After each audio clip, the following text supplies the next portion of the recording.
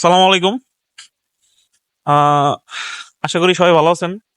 আজকে কথা বলবো হচ্ছে যে আপনারা যারা রাশিয়াতে আসেন, প্রথমে আপনাদের কি করণীয়, ঠিক আছে? তো এই ক্ষেত্রে আপনাদের স্টুডেন্ট যারা আছেন আর যারা ওয়ার্ক পারমিট, তাদের দুজনের ইম্পর্টেন্ট, ঠিক আছে?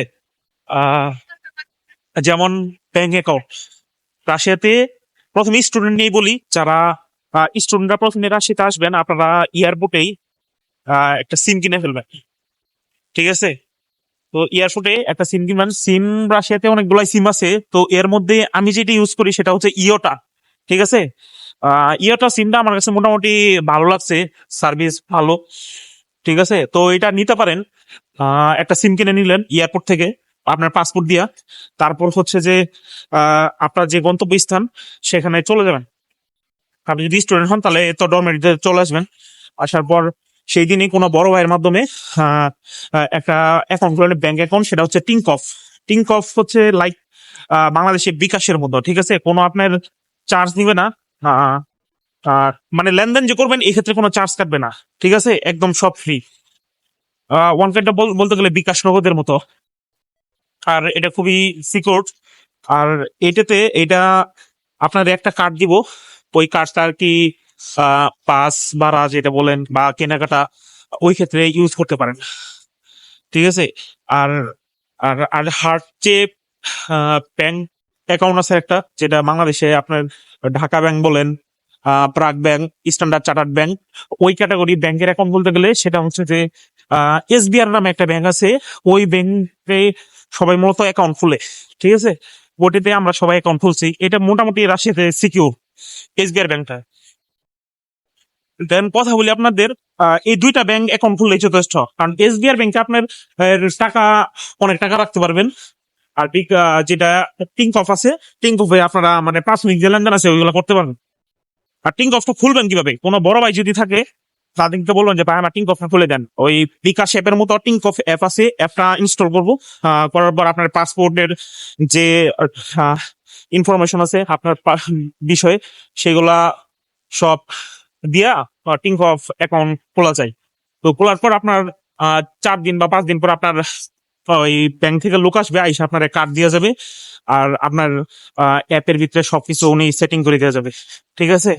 যে কিভাবে কি করবেন, আপনার পিনকোড সব অল এভরিথিং উনি সেট আপ করে দেওয়া যাবে। এই হচ্ছে গেল। আর তারপর কিছুদিন ওইটা ইউজ করার পর তখন আপনি নিজেই বুঝতে পারবেন যে আপনার জন্য কোন এসবিআর কিভাবে খুলবেন বা ওটা কিভাবে কি করবেন। এসবিআরটা মূলত ব্যাংকে গিয়ে খুলতে হয়, এটা ফোনে খোলা যায় না। আপনার ব্যাংকে গিয়ে 2,000 টাকার মতো লাগে, মানে 2,000 রুবেল আর কি, ঠিক আছে? এই কাজটা আপনারা করবেন, কারণ ব্যাংক অ্যাকাউন্ট ছাড়া চলতে পারবেন না। বাস ভাড়া আপনি এনে সবকিছুই কার্ডের মাধ্যমে পে করতে হয়, এখানে কোনো ওই ক্যাশ এতটা অ্যাভেলেবল না, ঠিক আছে?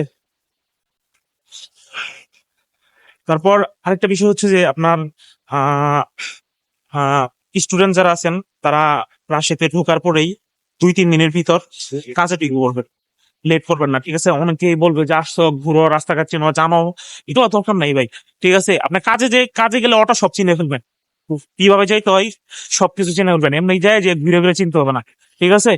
আপনি আইসাই কাজে ঢুকে পড়বেন কোনো ভাইয়ের মাধ্যমে। টুইকা ওদের সাথে যে পোলাপান আছে, একা একা তো আর আপনি যাবেন না, যেখানে যাই অনেক পোলাপান থাকে, ওদের লোকে যাবেন। এরকম আইসা কাজে ঢুকে পড়বেন, অনেক কিছু জানতে পারবেন এবং কি শিখতেও পারবেন, ঠিক আছে? তো স্টুডেন্ট বিষয় আর আরেকটা বিষয় হচ্ছে যে আসার পর ইউনিভার্সিটি আপনাদের কি কি কাজ করবে, ঠিক আছে? আপনি এয়ারপোর্ট থেকে আসবেন, আসার পর আপনার হোস্টেলে উঠাবে। হোস্টেলে ওঠার পর আপনার যে রিপ্রেজেন্টেটিভ আছে উনি আপনার টিউশন ফি, অল এভরিথিং সবকিছু ভার্সিটিতে পে করবে। পে করার পর আপনার ভার্সিটি থেকে দিব, বই দিব। আপনার ভার্সিটি আপনার তারপর ডকুমেন্ট যা আছে, আপনার সার্টিফিকেট, মার্কশিট, এগুলো যা বলেন। না, ল্যাঙ্গুয়েজ কোর্স আপনার সার্টিফিকেট নিবে না, আপনার হচ্ছে যে বাংলাদেশ থেকে যে অ্যাটেস্টেশন করা যে সার্টিফিকেট গুলো আছে ওইগুলো আর কি নিয়ে নিবে, ঠিক আছে? এগুলা কপি দিয়ে দিলে হয়।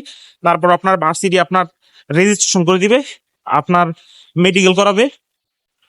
তারপর যে আহ, আপনার হচ্ছে যে স্টাফটা রেডি করব। আরেকটা বিষয় হচ্ছে যে ওই আপনার ভিসার তো মেয়াদ থাকে 50 দিন বা 70 দিন এরকম। তারপর আপনার ইউনিভার্সিটি আপনার ভিসা মেয়াদ বাড়াই দিব, ঠিক আছে? নতুন আর একটা ভিসা লাগাই দিব এইখানে। পাসপোর্টের ভিতরে একটা স্টিকার ভিসা যেমন বাংলাদেশ থেকে দিছে ঠিক ওইরকম একটা ভিসা লাগাই দিবে। আপনার মূলত কাজ শেষ, ঠিক আছে? তারপর ইউনিভার্সিটি শিডিউল দিয়ে দিব, কেমনে ক্লাস করতে হবে, সপ্তাহে 2-3 দিন যা করা লাগে ক্লাস করা শুরু করবেন। ঠিক আছে, আর কাম কাজ করা শুরু করবেন। এই হচ্ছে স্টুডেন্টদের মূলত প্রসেস। আর ওয়ার্ক পারমিটের যে বিষয়টা আছে সেটা হচ্ছে যে ওই ওয়ার্ক পারমিটের যে ব্যাংক অ্যাকাউন্ট খুলতে হয় সেটা আপনাদের খুলতে হবে না, আপনারা নিজেও চাইলে খুলতে পারেন, বা আপনারা যে কোম্পানিতে আসবেন ওই কোম্পানি ওনারাই ব্যাংক অ্যাকাউন্ট খুলে দিবে আপনারে, যে কিভাবে ব্যাংক অ্যাকাউন্ট খুলতে হয়। ওনারাই আর কি ব্যাংক অ্যাকাউন্ট খুলে ওনারা আপনার কার্ড দিয়ে দিব, ওইখানে আপনার স্যালারি ঢুকে যাবে। ঠিক আছে, ওয়ার্ক পারমিট যারা আসেন এদের প্যারা নাই, এটা কোম্পানি বুঝবো। সো এই হচ্ছে আর কি মূলত বিষয়। তবে ওয়ার্ক পারমিটে যারা আসেন এদের সিমটা নিজেরই কিনতে হয়। ঠিক আছে, সিম কিনতে পারবেন। অনেকে এসে কি করে প্রথমে ভুলভাল অনেক সিম কিনা ফেলে, অনেক কিছু ঝামেলায় পড়ে যায়। কিন্তু সবচেয়ে ভালো হচ্ছে যে আপনার ইওটা সিমটা ব্যবহার করবেন, আর ব্যাংকের ভিতরে এসবিআই ব্যাংকের অ্যাকাউন্টটা খুলবেন, আর যে বিকাশের যে আর মতো যে অ্যাকাউন্ট আছে সেটা হচ্ছে টিংকফ খুলবেন। ঠিক আছে, এটি হয়। আমি যেমন আমি আমার টিংকফ কার্ডটা আমি আপনাদের দেখাইতেছি। তো এই যে এটা হচ্ছে আমার টিংকফ কার্ড, টিংকফ ব্যাংক অ্যাকাউন্ট কার্ড, আহ এরকম আর কি। ঠিক আছে, আর আপনারা রাস্তাঘাটে যে স্টুডেন্ট যারা আছেন ঘোরাঘুরি করবেন, এই ক্ষেত্রে ইউনিভার্সিটি আরেকটা ডকুমেন্ট দিবে, সেটা হচ্ছে পুলিশ ক্লিয়ারেন্স। ঠিক আছে, মানে আপনার পুলিশে কোনো ঝামেলা নাই, এইটা দিবে। এটা হচ্ছে যে আপনার পুলিশ ক্লিয়ারেন্সটা হচ্ছে এই যে এরকম। ঠিক আছে, এরকম। তো এরকম একটা কার্ড দিবে, আপনার পুলিশের ঝামেলা করলে আপনি এটা দেখাইলে আপনার ছেড়ে দিবে। কথা বলছেন? So okay, bye, take care.